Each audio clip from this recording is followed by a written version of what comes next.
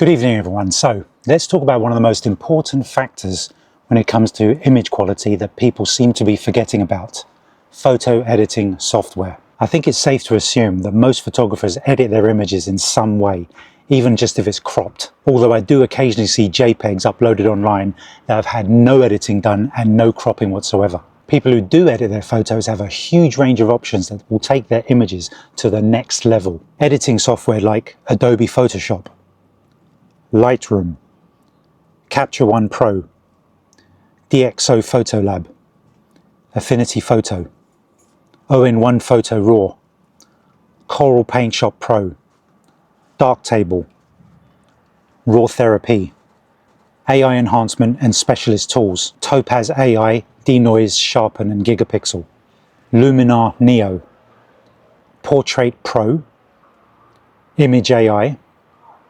Aftershoot Edit, and Radiant Photo are just some of them. So what's my point? I'll admit some of the images out of my Canon RF 200 to 800mm are a little soft, especially as I spend most of my time at the 800mm end, as wildlife, as we all know, likes to stay very far away. I definitely feel I'm taking pictures of distant birds that I wouldn't have bothered with my previous lenses. When you are zoomed out that far, there are a lot more atmospheric problems that can affect the sharpness of the images. Heat haze, smoke, dust and other particles. But with all these editing programs at your fingertips, they can really get the best out of your images. This can then lead to the other debate: how much editing is considered cheating? If you run a slightly soft image through most of these programs, you can get an image that's say 85% sharp up to 97% sharp. Is that cheating? I guarantee even people with $5,000 cameras and $15,000 lenses do some sort of editing before they post online. They would have played with levels, saturation, highlights, hue, all sorts of things.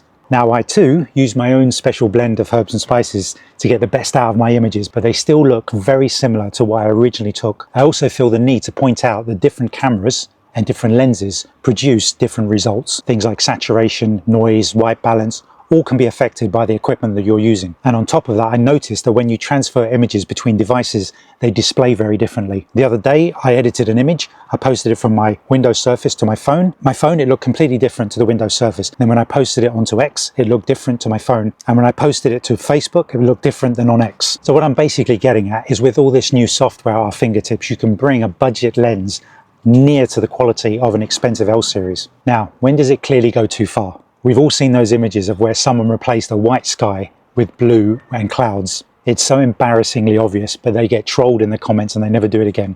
Now this is controversial, but I also don't agree with these videos that are called "How to Rescue Dull and Lifeless Photos." Now, unless it's a super rare bird and you can only get off a quick snap, the images should just go in the bin. This is photography. If you go too far, then it isn't what you saw and you're basically on your way to AI. If you want a better photo of that bird, become a better photographer. Learn framing, exposure and lighting controls. So my last video about this lens was comparing it to the 100 to 500, and the debate rages on. Most people were pretty sensible in the replies, pointing out legit reasons to use one or the other. For some, the 1 to 5 was lighter and they got closer to wildlife, so didn't need a longer lens.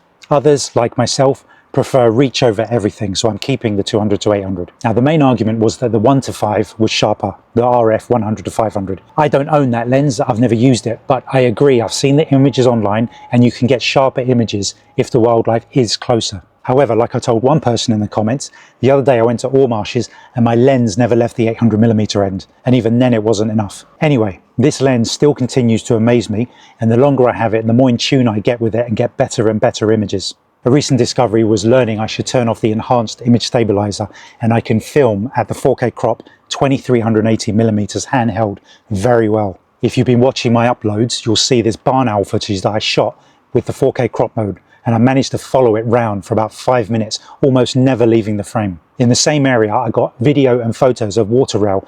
I've seen photos from other people who I know have got 500mm lenses and full frame cameras, not even remotely as close as what I got.